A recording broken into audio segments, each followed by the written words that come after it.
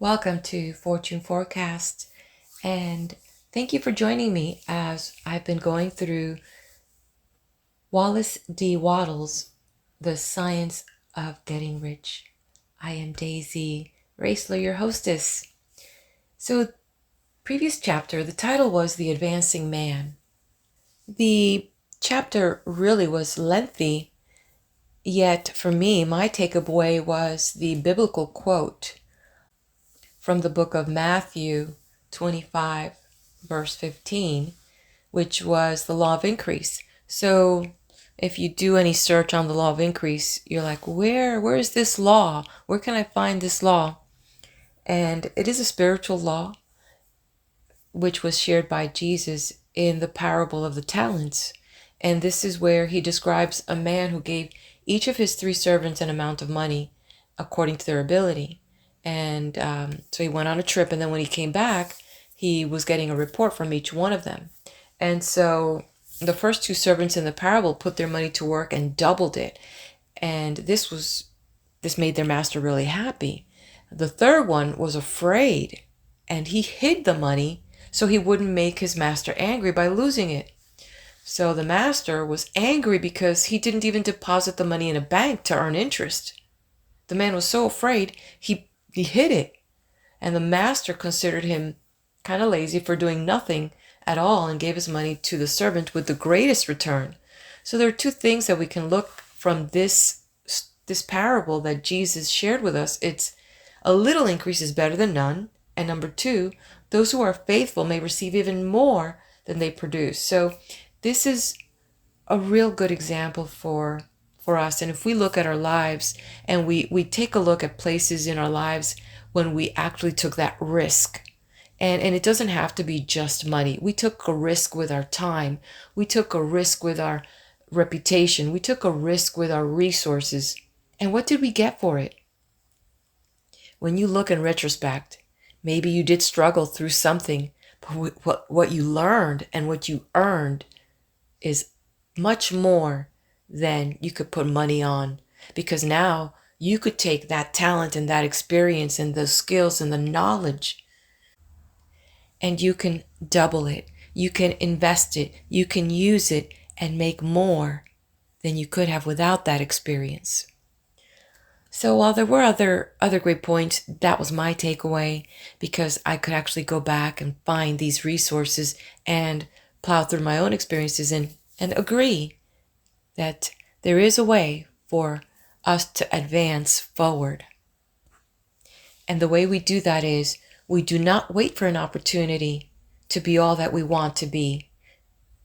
We become that who we are now in the present, so when those opportunities show up, we go ahead and step into it, right?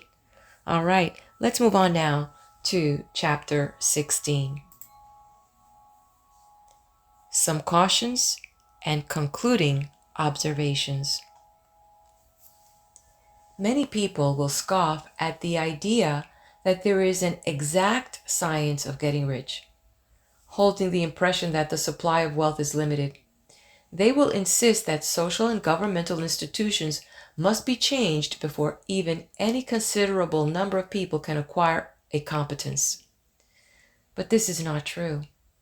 It is true that existing governments keep the masses in poverty, but this is because the masses do not think and act in a certain way. If the masses begin to move forward as suggested in this book, neither governments nor industrial systems can check them. All systems must be modified to accommodate the forward movement.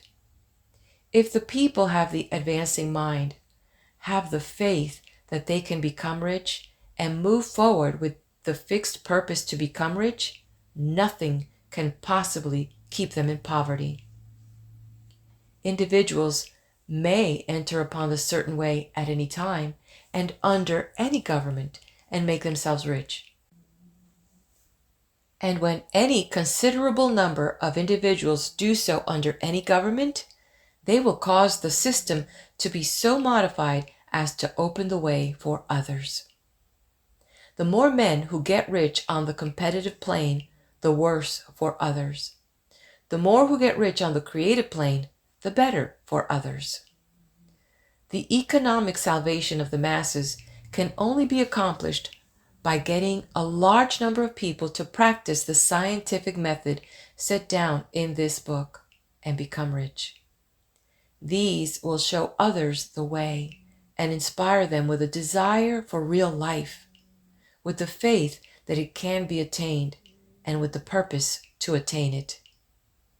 For the present, however, it is enough to know that neither the government under which you live nor the capitalistic or competitive system of industry can keep you from getting rich. When you enter upon the creative plane of thought, you will rise above all these things and become a citizen of another kingdom. But remember that your thought must be held upon the creative plane. You are never for an instant to be betrayed into regarding the supply as limited or into acting on the moral level of competition. Whenever you do fall into old ways of thought, correct yourself instantly. For when you are in the competitive mind, you have lost the cooperation of the mind of the whole.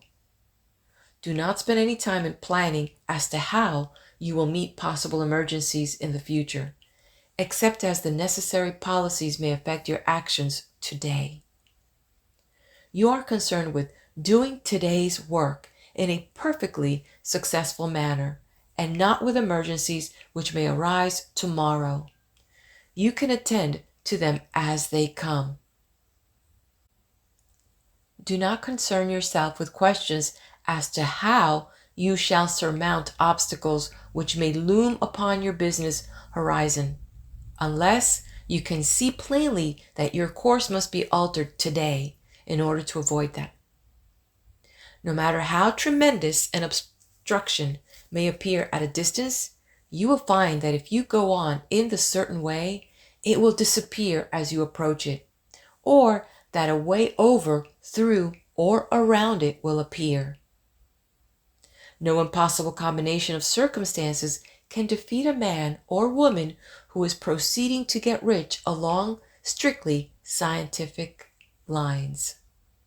No man or woman who obeys the law can fail to get rich, any more than one can multiply 2 by 2 and fail to get 4. Give no anxious thought to possible disasters, obstacles, panics, or unfavorable combinations of circumstances. It is time enough to meet such things when they present themselves before you in the immediate present, and you will find that every difficulty carries with it the wherewithal for its overcoming. Guard your speech. Never speak of yourself, your affairs, or anything else in a discouraged or discouraging way. Never admit the possibility of failure, or speak in a way that infers failure as a possibility.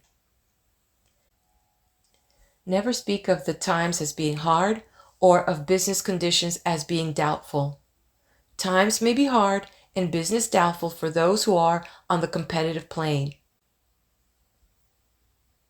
but they can never be so for you. You can create what you want, and you are above fear. When others are having hard times and poor business, you will find your greatest opportunities. Train yourself to think of and to look upon the world as a something which is becoming, which is growing, and to regard seeming evil as being only that which is undeveloped. Always speak in terms of advancement. To do otherwise is to deny your faith, and to deny your faith is to lose it. Never allow yourself to feel disappointed. You may expect to have a certain thing at a certain time and not get it at that time, and this will appear to you like failure. But if you hold to your faith, you will find that the failure is only apparent. Go on in the certain way, and if you do not receive that thing, you will receive something so much better that you will see that the seeming failure was really a great success. A student of this science had set his mind on making a certain business combination which seemed to him at the time to be very desirable, and he worked for some weeks to bring it about. When the crucial time came, the thing failed in a perfectly inexplicable way. It was as if some unseen influence had been working secretly against him. He was not disappointed. On the contrary, he thanked God that his desire had been overruled, and went steadily on with a grateful mind. In a few weeks, an opportunity so much better came his way that he would not have made the first deal on any account. And he saw that a mind which knew more than he knew had prevented him from losing the greater good by entangling himself with the lesser. That is the way every seeming failure will work out for you. If you keep your faith, hold to your purpose, have gratitude, and do every day all that can be done that day, doing each separate act in a successful manner, when you make a failure, it is because you have not asked for enough. Keeping on, and a larger thing than you were seeking will certainly come to you. Remember this. You will not fail because you lack the necessary talent to do what you wish to do. If you go on as I have directed, you will develop all the talent that is necessary to the doing of your work. It is not within the scope of this book to deal with the science of cultivating talent, but it is as certain and simple as the process of getting rich. However, do not hesitate or waver for fear that when you come to any certain place you will fail or for lack of ability. Keep right on, and when you come to that place, the ability will be furnished to you. The same source of ability which enabled the untaught Lincoln to do the greatest work in government ever accomplished by a single man is open to you.